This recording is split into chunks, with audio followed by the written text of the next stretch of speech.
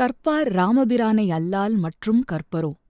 புற்பா முதலாப் புல் எறும்பு ஆதி ஒன்று இன்றியே நற்பால் அயோத்தியில் வாழும் சராசரம் முற்றவும் நற்பாலுக்கு உய்த்தனன் நான் முகனார் பெற்ற நாட்டுளே.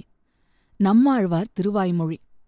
நற்குணங்களைக் கற்க விரும்புபவர்கள் ராமனைத் தவிர வேறு யாரிடம் அவற்றைக் கண்டு கற்க முடியும்? பிரம்மதேவன் படைத்த அயோத்தியில் புல் எறும்பு தொடங்கி சராசரம் அனைத்தும் முயற்சி ஏதும் அவசியமில்லாது நற்குணங்களைப் பெற்றிருந்தன அல்லவா? போன அத்தியாயத்துல அடுத்த நாளே ராமனோட பட்டாபிஷேகத்தை நடத்துறதுன்னு தசரதர் ஏற்பாடெல்லாம் செய்ய ஆரம்பிச்சிட்டாருன்னு பார்த்தோம். ராமன் ராஜாவாக போறதுனால நாமும் இனிமே ராமனை அவன் இவன்னு சொல்லாம அவர்னு மரியாதையா சொல்ல ஆரம்பிச்சிடலாம். சரியா? தசரதர் ராமரை அனுப்பிச்சு வச்சுட்டு உடனே வசிஷ்ட முனிவரை கூப்பிட்டு அவர் போய் ராமருக்கு உபவாச சடங்குகளை மந்திரபூர்வமா செஞ்சு வைக்கணும்னு சொல்லி அனுப்பினாரு. வசிஷ்டரும் அப்படியே ராமரோட அரண்மனைக்கு போனாரு. ராமர் தன் தோழர்கள் சுற்றங்களோட அங்க சந்தோஷமா பேசிட்டு இருந்தாரு. எல்லாரும் அவருக்கு வாழ்த்து சொல்லிட்டு இருந்தாங்க. வந்த வசிஷ்டரை மரியாதையோட வரவேத்து ராமரும் சீத்தையும் அவர் சொல்லித்தந்த மந்திரங்களை சொல்லி உபவாசம் மேற்கொண்டாங்க. வசிஷ்டர் அங்கிருந்து கிளம்பி அயோத்தியோட ராஜவீதிகள் வழியா பயணிச்சு திரும்ப தசரதரோட அரண்மனைக்கு திரும்பி வராரு. வர வழியில எல்லாம் அவர் பாக்குறது என்னன்னா, எல்லா வீதிகளிலையும் ஜனங்க கூட்டம் கூட்டமா சந்தோஷமா மறுநாள் நடக்க இருக்கிற ராம பட்டாபிஷேகத்தை பத்தி பேசிட்டு இருக்கிறதையும், பரபரப்பா அங்கேயும் இங்கேயும் காரியமா ஓடிட்டு இருக்கிறதையும், நகரத்தை அலங்காரம் பண்ற காரியங்கள்ல உற்சாகமா ஈடுபட்டிருக்கிறதையும் தான். வீதிகளையெல்லாம் சுத்தமா பெருக்கி கூட்டி தண்ணி தெளிக்கிறாங்க. வீதியோர மரங்கள்ல வண்ண கொடிகளை மாட்டுறாங்க. அலங்கார தோரணங்களெல்லாம் கட்டிக்கிட்டு இருக்காங்க. அப்போ கைகேயியோட அரண்மனை மாடியிலிருந்து ராணி கைகேயியோட சின்ன வயசுல இருந்தே கூட இருக்கிற கூன முதுகு இருக்கிற சேவகியான மந்திரை வெளிய வந்து எட்டி பாக்குறா. இதென்ன, எங்க பார்த்தாலும் இப்படி விழாக்கோலமா இருக்கு, அலங்காரம் ஆர்ப்பாட்டமா இருக்கு, ஜனங்க எல்லாம் உற்சாகமா அலைஞ்சிட்டு இருக்காங்க. ஒரு சேடி பெண்ணை கூப்பிட்டு என்ன விஷயம்னு கேக்குறா. அவ சொன்னா, உங்களுக்கு செய்தி தெரியாதா? தசரத மகாராஜா நாளைக்கு ராமருக்கு முடி சூட்டி அரசராக்க போறாரு, அதான் இத்தனை கொண்டாட்டம் அப்படின்னு சொன்னா. அத கேட்டதும் மந்திரையோட முகம் கடுகடுன்னு ஆயிடுச்சு. அவ அவசர அவசரமா ராணி கைகேயி படுத்திருந்த அறைக்கு நேரா போனா. அவளுக்கு கைகேயி கிட்ட ரொம்பவே உரிமை உண்டு. உள்ள போன அவ எரஞ்ச குரல்ல, ஏ முட்டாள் பொண்ணே, எழுந்துரு எழுந்துரு, உனக்கு ஒரு பெரிய கஷ்டம் வரப்போகுது, நீ என்னடினா ஒன்னும் தெரியாம இங்க படுத்து கிடக்க அப்படின்னா. கைகேயிக்கு ஒன்னும் புரியல. என்ன ஆச்சு உனக்கு மந்திர? உடம்பு கிடம்பு சரியில்லையா என்ன? ஏன் உன் மூஞ்சி இப்படி இருக்கு அப்படின்னு கேட்டா. தேவி, உனக்குத்தான் நாசம் வந்துட்டு இருக்கு. தசரதர் நாளைக்கு ராமனுக்கு பட்டாபிஷேகம் செய்ய போறாராம் அப்படின்னா மந்திர இன்னும் பதட்டத்தோட. அவ தொடர்ந்து சொன்னா, இது எவ்வளவு மோசமான செய்தின்னு உனக்கு புரியலையா? எனக்கு நெஞ்சு எரியுதே. ராம ராஜாவாயிட்டா அப்புறம் அவனோட புள்ள அவனோட பிள்ளைன்னு தான் தொடர்ந்து ஆட்சி பண்ணுவாங்க. ராஜ பரம்பரையில உன் புள்ள பரதனோட பேரே இல்லாம போயிடும். ஒரு ராஜ குடும்பத்துல பிறந்து ஒரு ராஜாதி ராஜனை கல்யாணம் பண்ணிக்கிட்ட உனக்கு உன் கணவன் தசரதன் பண்ணியிருக்கிற இந்த துரோகம் புரியலையா? நீ ஆனாலும் வெகுளியா இருக்க. உன் புருஷன் உன்கிட்ட தேனொழுக பேசுறானே தவிர உன்னை நல்லா ஏமாத்திட்டா. அந்த கௌசல்யைக்கு தானே சகாயம் பண்றான். பாரு, உன் புள்ளைய உன் பிறந்த நாட்டுக்கு அனுப்பிட்டு அவன் இல்லாதப்போ அவசர அவசரமா நாளைக்கே ராமனுக்கு முடிசூட்ட ஏற்பாடு பண்ணிருக்கான். நீ என்னவோ தசரதனுக்காக உருகிற. உண்மையில அவன்தான் உன் எதிரி. நீ நெஞ்சோட அணைச்சிட்டு இருக்கிற விஷப்பாம்பு அவன். பேரழகியான கைகேயி, நீ உடனே ஏதாவது செஞ்சுதான் ஆகணும். உனக்காகவும் பரதனுக்காகவும் எனக்காகவும். கைகேயி சட்டுன்னு எழுந்து உட்கார்ந்தா. ஒரே சந்தோஷமா, அட, ராமன் ராஜாவாக போறானா? எவ்வளவு நல்ல செய்தியை கொண்டு வந்திருக்க நீ. உனக்கு யார் சொன்னா? எனக்கு ராமனும் பரதனும் வேற வேற இல்ல. ராமன் ராஜாவானா உண்மையிலேயே எனக்கு ரொம்ப சந்தோஷம்தான். இந்த நல்ல செய்தியை கொண்டு வந்ததுக்காக உனக்கு என்ன பரிசு தரதுன்னே தெரியலையே. உனக்கு என்ன வேணுமோ கேளு, இப்போதைக்கு இந்த மாலையை வச்சுக்கோ அப்படின்னு சொல்லிட்டே தன் கழுத்துல இருந்த ஒரு நகைய கழட்டி மந்திர கையில கொடுத்தா. மந்திரைக்கு வந்ததே கோபம். அந்த நகைய அவ தூக்கி வீசினா. முட்டாள் பொண்ணே, எவ்வளவு பெரிய துக்கம் வந்திருக்குன்னு புரிஞ்சுக்காம சந்தோஷம்னு போய் சொல்றியே. அறிவுள்ள எந்த பொண்ணாவது தன் சக்களத்தியோட புள்ள ராஜாவாக போறான்னு கேட்டு சந்தோஷப்படுவாளா என்ன? அவன் நமக்கு எதிரி மாதிரி தானே. சாவு வரப்போறதுன்னு கேட்டு ஒருத்தன் சந்தோஷப்படுற மாதிரில இருக்கு உன் பேச்சு. இந்த ராஜ்யத்துக்கான உரிமை பரதனுக்கும் இருக்குன்னு தெரிஞ்சு ராமனுக்கு பரதனை கண்டா பயம். நம்ம கண்டு பயப்படுறவங்க கிட்ட இருந்து நமக்கு ஆபத்து உண்டாகும்னு நாம எப்பவும் ஜாக்கிரதையா இருக்கணும். ராஜ்யத்துக்கு உரிமை யாருக்கு உண்டுன்னு பார்த்தா ராமனுக்கு அடுத்து பிறந்த பரதனுக்குத்தான் உண்டு. அப்புறம் பிறந்த லக்ஷ்மணன் சத்ருகனுக்கெல்லாம் அந்த உரிமை கிடையாது. ராமன் நல்ல புத்திசாலி, அரசியல் சாமர்த்தியம் அவனுக்கு அதிகம். அதனால தான் ராமனை கண்டா எனக்கு பயமா இருக்கு. அந்த கௌசல்யை அதிர்ஷ்டக்காரி. நாளை காலையில அவ புள்ளதான் சிம்மாசனத்துல உட்கார போறான். அப்புறம் அவன் முன்னாடி நீ கை கட்டி வேலைக்காரி போலத்தான் நின்னாகணும். அவளுக்கு நீயும் பரதனும் எதிரியாத்தான் தோணும். உங்களை தீத்து கட்டத்தான் அவ பாப்பா. உன் புள்ள பரதனும் ராமனுக்கு வேலைக்காரனாத்தான் ஆவான். ராமனோட மனைவி ராணி ஆயிடுவா. அவன் தம்பிங்களோட மனைவிகளுக்கெல்லாம் ஒரு மரியாதையும் இருக்காது. என்ன குழந்தைங்களா, கெட்ட புத்தி கொண்ட அந்த கூனி மந்திர எப்படியெல்லாம் கற்பனை செஞ்சு கைகேயியோட மனசை கெடுக்க பாக்கறான்னு கவனிச்சிங்களா? ஆனா கைகேயி சட்டுன்னு மனசு மாறிடல. இத பாரு மந்திரா, ராமன் நல்ல தர்மவான். எவ்வளவோ பெரியவங்க அவனை கவனிச்சு வளர்த்திருக்காங்க. அவன் சத்தியம்தான் பேசுவான், நல்ல வழியில தான் நடப்பான். அவன் தானே தசரதரோட மூத்த புள்ள. அவனுக்கு தானே அரசாட்சி செய்ய உரிமை இருக்கு. அவன் நீண்ட ஆயுளோட வாழ்ந்து தன் சகோதரர்களை நல்லா பாத்துப்பான். எனக்கு பரதனை விட ராமன் மேல பிரியம் அதிகம். நீ எதுக்கு இப்படி கொதிச்சு கொந்தளிக்கிறன்னு எனக்கு புரியல. ராமன் நீண்ட காலம் ஆட்சி பண்ணப்புறம் அடுத்த பரதன் கிட்ட ஆட்சி பொறுப்பை தானே ஒப்படைச்சிடுவான்.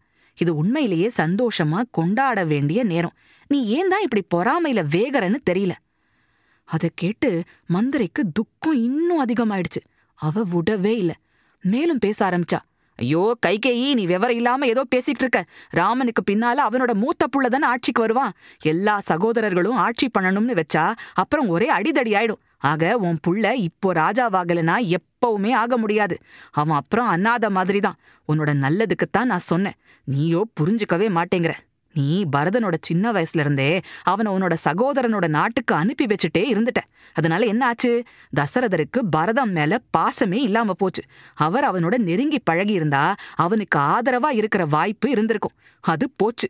ராமனும் லக்ஷ்மணனும் தான் ரொம்ப நெருக்கம். அதனால ராமன் லக்ஷ்மணனுக்கு கெடுதல் நினைக்க மாட்டான். ஆனா பரதனை எதிரியா நினைப்பான். கொல்லவும் வாய்ப்பு இருக்கு. பேசாம நீ பரதனை அவன் மாமன் நாட்டில இருந்து நேரா காட்டுக்கு போய் வாழ சொல்லிடு. அதுதான் உனக்கும் உன் உறவுக்காரங்க எல்லாருக்கும் நல்லது. இப்படிலாம் சொல்லிட்டு அடுத்தபடி மந்திர எப்படி எதை சொன்னா கைகேயி மசிவான்னு கணக்கு போட்டு உன்னை சொல்ல ஆரம்பிச்சா.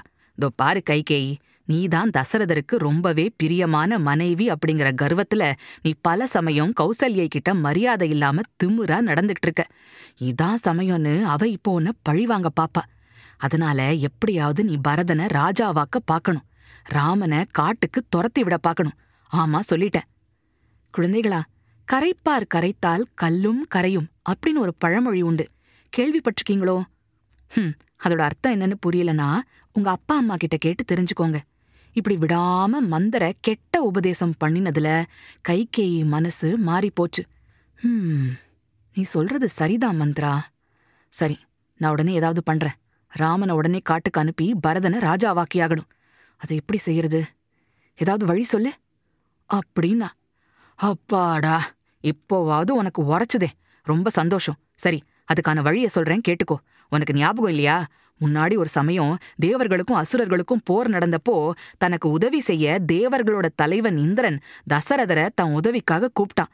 தசரதர் கூடவே நீயும் உதவியா போர்க்களத்துக்கு போன. சம்பரன்கிற அசுரனோட தான் போர் நடந்தது. அதுல அவன் இந்திரனை தோக்கடிச்சான். இந்திரனுக்கு உதவியா தசரதரும் போர் செஞ்சப்போ அந்த அசுரன் தசரதரை பயங்கரமா தாக்கினான். அதுல மன்னர் மயக்கமாயிட்டாரு. நீதான் ரொம்ப சாமர்த்தியமா உன் கணவரை போர்க்களத்திலிருந்து அப்புறப்படுத்தி தனியா கூட்டி வந்துட்ட. அசுரர்களோட தொடர்ந்த ஆயுத தாக்குதல்ல இருந்தும் நீ அவரை பாதுகாத்த. அதனால ரொம்ப மகிழ்ச்சி அடைஞ்ச தசரதர் உனக்கு தான் 2 வரம் தரதா சொன்னாரு. நீ அப்போ எனக்கு இப்ப எதுவும் அவசியமா இல்ல, எனக்கு தேவை வரும்போது அந்த 2 வரங்களை கேட்டு வாங்கிக்கிறேன்னு சொல்லிட்ட. அவரும் சரின்னாரு. இந்த விவரம் எல்லாம் நீ சொல்லித்தான் எனக்கே தெரியும். அதனால நீ அந்த 2 வரங்களை கேட்டு வாங்கிக்கிற சந்தர்ப்பம் இதோ வந்திருக்கு. பரதனை ராஜாவாக்குறதுக்காக முதல் வரத்தையும் ராமனை 14 வருஷங்கள் காட்டுக்கு அனுப்புறதுக்காக 2வது வரத்தையும் மன்னர்கிட்ட கேட்டு வாங்கிக்கோ. சரியா? இப்போ நீ உடனே ஒரு காரியம் பண்ணு. நீ உடனே உன்னோட கோப அறைக்கு போ. அழுக்கான பழைய ஆடைகளை உடுத்திக்கோ. பயங்கர கோபத்துல இருக்கிற மாதிரி காட்டிக்கிட்டு வெறும் தரையில போய் படுத்துக்கோ. ராஜா தசரதர் உன்னை பார்க்க வரும்போது பெருசா அழு. அவர் முகத்தையே பார்க்காத, பேசாத. தசரதருக்கு உன் மேல எத்தனை மோகம்னு எனக்கு தெரியும். நீ கோபமா பேசாம இருந்தா அவரால தாங்கிக்கவே முடியாது. உன்னை சமாதானப்படுத்துறதுக்காக அவர் உயிரையே கொடுப்பாரு. ஆனாலும் அவர் உனக்கு தங்க வைர வைடூரிய நகையெல்லாம் தரேன், அது இதுன்னு சொல்லி தாஜா பண்ண பாப்பாரு. நீ அதுக்கெல்லாம் மயங்கிடக்கூடாது. அவர் முன்னாடி கொடுத்த வரத்தை ஞாபகப்படுத்தி நீ கேட்க வேண்டிய இந்த 2 வரத்தையும் கேட்டு வாங்கிடு, அவ்வளவுதான் அப்படின்னு சொல்லி கொடுத்தா. மந்திர சொன்னது அத்தனையும் சரிதான்னு கைகேயிக்கு பட்டுது.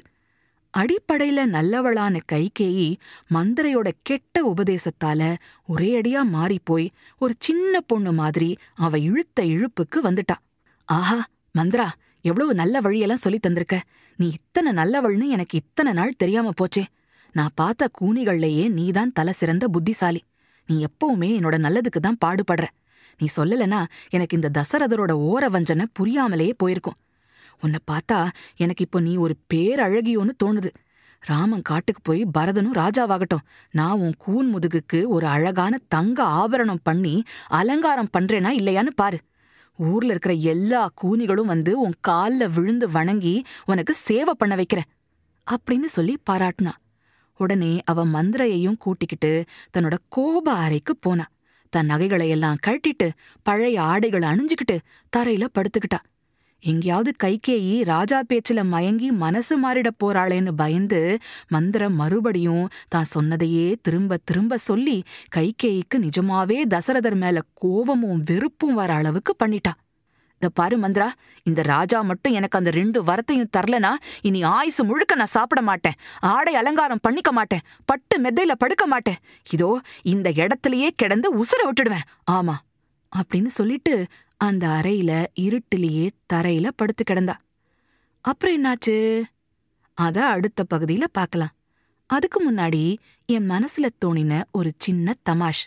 இங்க கைகேயி தன் கோவ அறையில போய் படுத்துக்கிட்டான்னு வருதுல்ல, அது என்ன? அவள மாதிரி ஒரு ராணியோட அரண்மனையில கோபமா இருந்தா தங்க ஒரு அறை, குஷியா இருந்தா தங்க ஒரு அறைன்னெல்லாம் தனித்தனியா இருக்கும் போல இருக்கு. அவங்களுக்கு என்ன, பெரிய ராணிகள் எப்படி வேணா இருக்கலாம். நானும் நினைச்சு பார்த்தேன், நம்ம எல்லார் வீட்லயும் ஒரு கோவ அறைன்னு தனியா இருந்தா எப்படி இருக்கும்னு. வீட்ல யாருக்கு கோவம் வந்தாலும் அந்த ரூமுக்குள்ள போய் இருக்கலாம். எங்க திவ்யாவை காணோம்? ஓ, கோவ ரூம்ல இருக்காளோ? சரி, நாம போய் என்னடா கண்ணு எதுக்கு கோவம்னு பேசி தாஜா பண்ணி கூட்டி வரலான்னு அம்மா வருவாங்களோ? ஒருவேளை அப்பா அந்த ரூம்ல இருந்தா, ஏய் ராகுல், அப்பா பயங்கர கோவமா அந்த ரூம்ல இருக்காரு, நீ போய் ஏதாவது எடக்கு முடக்கா பேசி வாங்கி கட்டிக்காதன்னு அம்மா எச்சரிக்கை பண்ணலாம். ஒருவேளை அம்மா கோப அறையில இருந்தா, அப்பா அம்மாவையா தேடுறீங்க, அவங்க கோப ரூம்ல இருக்காங்க ஜாக்கிரதைன்னு நீங்க உங்க அப்பாவை எச்சரிக்கை பண்ணலாம். என்ன சொல்றீங்க? அதே மாதிரி சந்தோஷ அறை, சண்டை போடுற அறைன்னு தனித்தனியா இருந்தா எப்படி இருக்கும்? உங்க வீட்ல உங்களுக்கு என்ன மாதிரி அறை வேணும்? யோசிச்சு வைங்க. அத பத்தி உங்க அப்பா அம்மா கிட்டயும் பேசுங்க. அடுத்த அத்தியாயத்துல சந்திக்கலாம். அது வரைக்கும் சிரிச்சுக்கிட்டு கிரிச்சுக்கிட்டு சந்தோஷமா இருங்க.